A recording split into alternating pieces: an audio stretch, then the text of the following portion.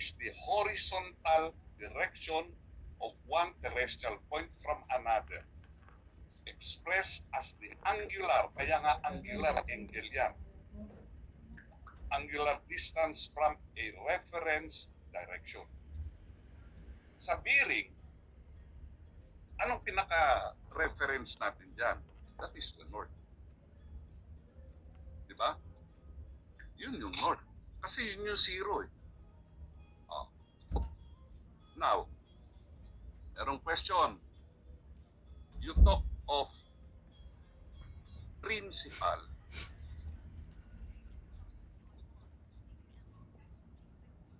And prime. Okay. Anong pagkakaiba ni principal at ni prime? Okay. If it is passing through the parang yan, north or south, tandaan nyo, ang north may N, kaya principal yun. North or south, zenith nadir, passing through the north or south. Ang prime is what? South east or west. Okay, passing through east or west. Siningit ko lang. Now, okay. Dito sa mga bearing taking devices, hindi ito pelorus. You call it the azimuth circle. Ang pelorus is a dummy compass. Okay? Dummy compass. Now, so this is your repeater. Repeater, tama ba? Yes, sir. Yung ginagamit nyo sa steering is also a repeater. Nasaan yung master gyro nyo? Steering wheel. O, depende. Yung iba nasa ilalim dito. Diba? Now, when you check kung may gyro error kayo, pag-atrakan nyo. O, diba? Kung ito yung pantalan, makikita nyo naman maganda yung kapit nyo. Kunin nyo lahat yung reading nito at saka yun. Baka wala kayong gyro error. Ito ang mga may error, yung repeater. Okay? Oh. Now, so yan yung repeater nyo sa wings. Merong lighthouse doon. Oh, pinatong nyo yung azimuth circle. Nung silipin nyo, the bearing was 240. Oh. So, ang nangyari, nandiyan kayo, ginunan nyo yun, and the bearing was 240 degrees true. Tama ba? Now, sa mga OIC, tingnan nyo, kasama raw ito sa practical assessment nyo. Now, you are somewhere here. Ito yung kinunan mo. So what happens is, yung 240 mong papunta, it would become irreciprocal kasi galing ka na rito eh. Dito na yung reference mo. So this is your LOP. Tama ba? That is your line of position. You are along this line, pero nasaan ka? Wala pa. Para magkaroon ka ng fix, you get another one. Okay? Now,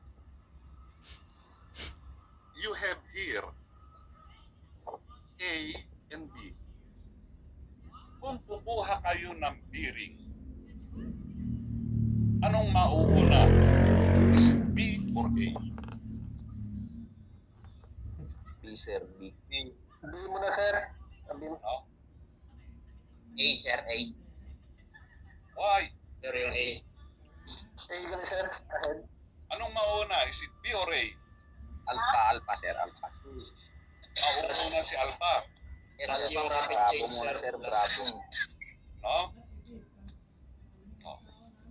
Sino mauna? Alpha or Bravo? Bravo, sir. Alpha. Bravo. Alpha. Bravo. Oo. Mauuna si Bravo. Why? Pag nandito, okay.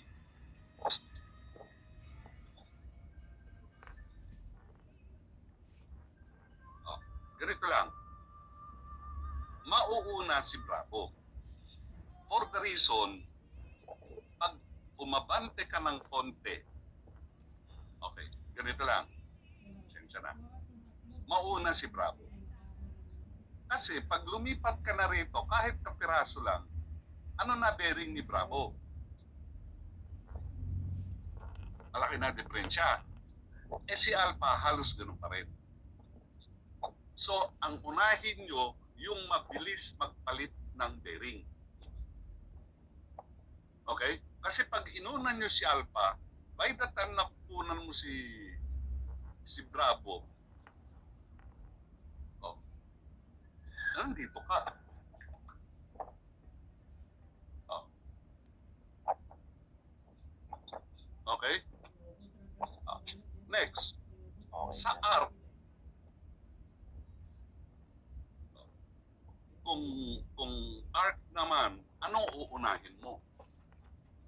Radar. Is it A or B?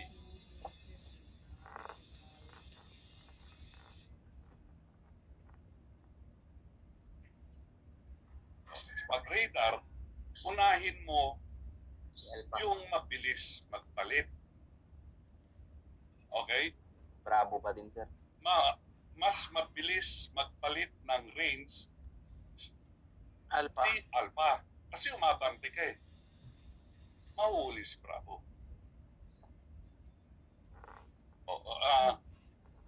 Mas yung mabilis magpalit, yun ang unahin niya. Okay, anyway.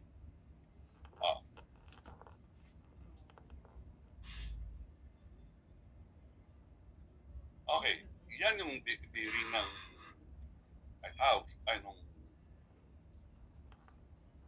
yung buya. So, the first bearing is 00 and the other is 281. Okay? So, that is 00 and that is 281. So, you have your fix. Pagkadalawang bearing lang, as much as possible, ito, kung maaari, is 90 degrees. If you're talking of two bearings. Okay? Pag dalawa lang, it is 90 degrees.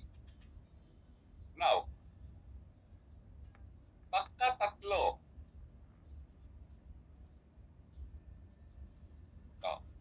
nung naglagay ka ng tatlo, that is 024, 309, and 261, it formed a triangle. Di ba?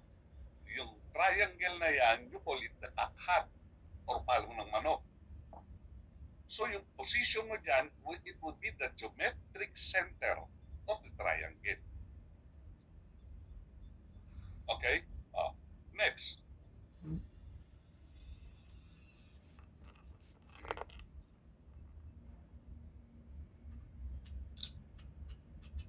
Now, dito tayo.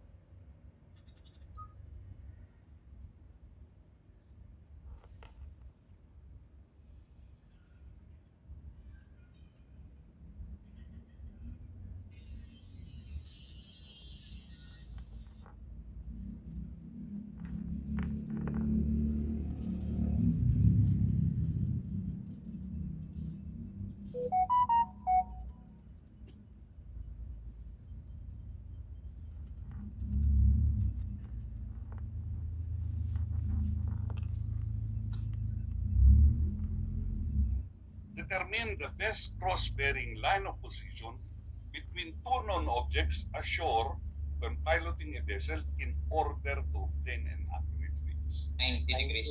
90 degrees. Okay? Pagka dalawa lang, two known object, it would be 90. Okay? Now, if you take a bearing of 176, tignan nito, actually giveaway ito eh. If you just analyze this. 176 is here. Malapit sa south. Kaya nga, 90 degrees of south would be east. Tama ba? Or west. So yan yung kukunan nyo. Now, 080, ito yan. Hindi naman natin sasabing eksaktong 90. Oh. So ang 150, hindi na. Ang 170, halos magkatabi yan eh. Or 290 naman. Oh. Now, west is 270. How many degrees difference? 20, sir. 20. 20. 110 yan. Oh, this is 090. How many degree difference? 10 degrees, sir. 10. Oh, 10. Oh. Anong mas malapit? Yung 10. Oh, kaya ang sagot sa 80. Actually, giveaway na yan. Binigay niya 176. Hindi nyo na i-compute yan. Oh. Kaya nga sana sir, hindi pwede kaya sa bawal yung ballpen sir, hindi pwede lapis. Bawal. Bawal po. Titignan mo na lang. Ano ang 176? South. Oh, di ba? Oh, ano ang 90 degrees ng south? The east or west? Nakuha mo? Gets na sir, gets. Oh. Kaya nga, bakit ko binura yung 170? Eh, nandito 170, katabi niya eh. Oh, 150, nandito rin katabi niya eh. Oh, burahin mo na yun. Oh. Now, 356. 356 is what? North. Nasa north na. So it's either east or west ulit ang sagot. Oh, yung 10 nandito. Hindi na yan. 170, nandito rin. Oh, hindi na. Oh, 200 would be where? Oh, nandito 200 eh. 80 pa rin sir. 80 pa rin. Oh, ganun lang. Okay sir, okay sir. Gagawin nyo. Oh. Now, 264. Nasaan ang 264? West. West. Sa west sir, 270. West yan. Wala na si 270 sir. Ano? Oh, 264. Oh, yun. Wala na si 270. Pati si 080. oh, kasi nandito yung 080. 350. Ang sagot. Oh, si Okay sir, okay 120 sir. is somewhere here. Di ba? 350 sir. Oh, 90 degrees. oh. The 90 degrees ng 264 is 356. Oh, ganun. Okay sir. Ay, habi ko nga, huwag nyo nang i-memorize. Kung alam nyo diskartehan, kuha. Oh. Next. You plot a fix using 3 lines position and you find they intersect in a triangle. You should plot the position of the vessel where? Bravo sir. Bravo. Geometric center of the triangle. Those geometric center. Bravo pa ganit. Oh. Kaya nga, 3 lines. yung center of buoyancy would be at the geometric center of the immersible view. Oh. Geometric. Okay, now, pagkatatlo. Ganito lang yan. Sa tatlo, simple lang. 043 ito.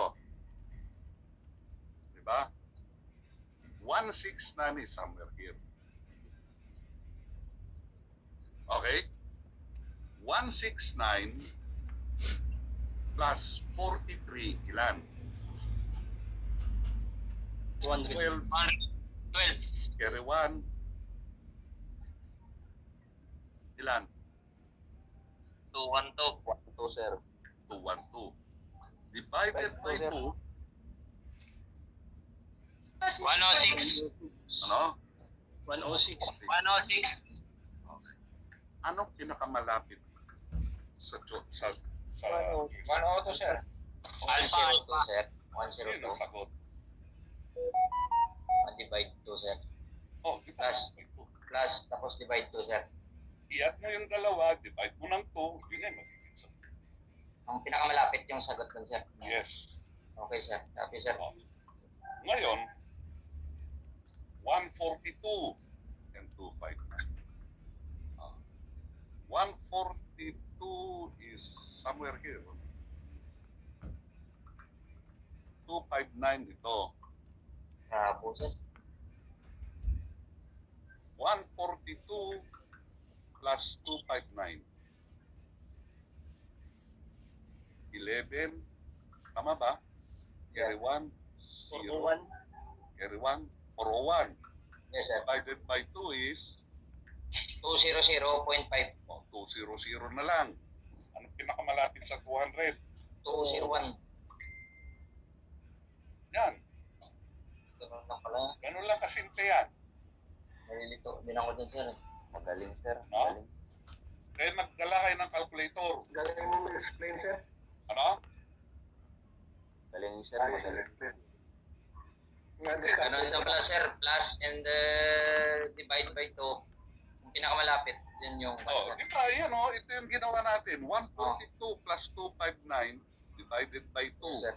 Oh, yun yung sagot. Oh. Kaya nga, sir. Now, paano ito?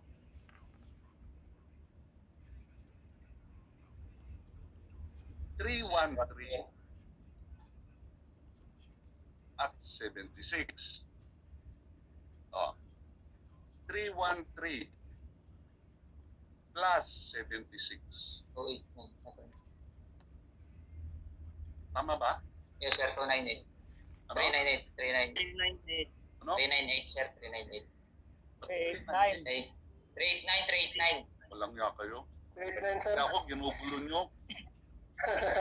Sorry, sir. Sorry, sir. Nagahang ng ako. 389, sir. Yan pala. 389 divided by 2. 194 decimal No? 5. 194 decimal 5. Oh, it is 194. Meron bang malapit sa 194? Wala, sir. Okay. Pag wala, kasi nandito 194 eh. Oh. Minus 180. Minus 180, ano sagot? 14. 145. About 14.5. Ano? Okay, sir. 14.5. Anong 0.5? 14, sir. 14. Oh, 14. 014. Yan, sagot. Minus 180, sir. Kasi, yung sagot nyo nandito, malamang nandito yung isa. So 014 is here. Okay? Kaya ka nag-minus 180. Kung nandito ka naman, pwedeng mag-plus 180 ka. Pag nakita nyong wala sa mga choices mo yung sagot. Okay? Galing talaga, sir. Thank you. Okay, sir. Okay, sir. Happy, sir. Thank you, sir. Parang wala 191, 313. In 9. 191 is here, di ba? 313 is there. Abo, sir. 313 plus 191. 504. Bravo. Ano? Bravo. 504 divided by 2. By 2? 504 divided by 2. 252, sir. 252, sir. Oh, 252. Oh, 069. walang malapit na walang dyan. So minus 180. 72. 72, sir. 72. 69 answer. Eh, Ang 69. malapit sa 72 is 069. 69. Okay, sir. Okay, sir. Okay. okay na. Okay, sir. Okay, sir. Pwede nang iwan. Sir, okay. Pwede nang iwan pala, sir. Ganun lang pala, sir. Thank you, sir. Huwag yung memorize. Ito, sa management yan. Your vessel is on course 270. 255. Pwede. Tikman nyo nga yung mga mic nyo. May maingay eh. Warren Mantilla. Mantilla ba yan? Warren Mantilla. Oh, pakimute. Okay. Your vessel is on course 270. Speed 10 knots. The apparent wind is from 10 degrees off the port bow. Warren Mantilla, pakimute mo nga yung mic mo. Kung ayaw mo, ipapa-out kita. Oh. Kailangan pakimute ang mic. May gumagaral-gal dyan eh. I-mute mo lang yung mic mo.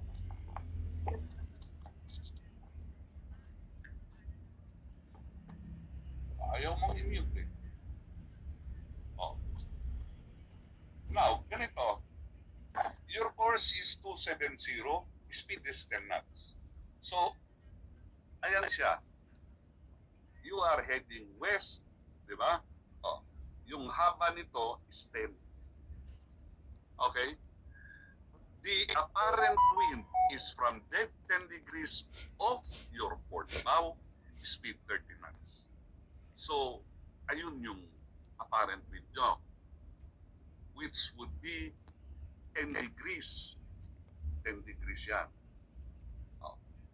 Kung ito, yung speed nyo ay 10, ito, yung speed niya ay 30, kaya 30 haba. So, okay? Oh. Now, from which direction is the true wind? Oh. So, ito, yung true wind, manggagaling sa apparent wind. Oh. Yung dulo ng apparent wind, pupunta doon sa may proa nyo. Now, kung titignan nyo ito, this is the first quadrant, second, third, and fourth quadrant. Pagka nilagyan nyo ito, how do you name the wind? Dito siya sa third quadrant. Kaya 255 at sa. Okay? Sa barko may shortcut yan. Oh, di ba? Sa management to, sir. No? Oh. Pero magagamit nyo rin yan. So, YC kayo. Yes, sir. Yes, sir. Sa barko, ito, ang shortcut, copy paste. Pihin mo yung nauna. Yes, sir. Oh. Pero maingay pa rin, sir, yung siya. Mr. Mantilla, pakimute ang mic. Pakimute naman mic nila, sir. Maingay. Sir, hindi maulit, sir. Ano? Kasi, sir, Oh, hindi yan. maulit yung vaccination, sir. Oh, yan. Okay na. Tahimik na. Okay. Now, ang shortcut nito, maliban sa copy-paste, tignan nyo yung puti ng dagat. Yung puti ng dagat, that is the true wind. Okay? That is the true wind. Kung gaano ka-kwan yung bulan niya, ay yun na yung Beaufort scale nyo. Kasi, sa logbook, ano nilalagay nyo? Is it the apparent or true wind? True. True wind. Now, tandaan nyo, if the apparent wind is on the port side of your vessel, the true wind will be on the port side also of your vessel. Okay? If the apparent wind is on the port, true wind will be on the port. Or if the true wind is on the port, apparent wind will be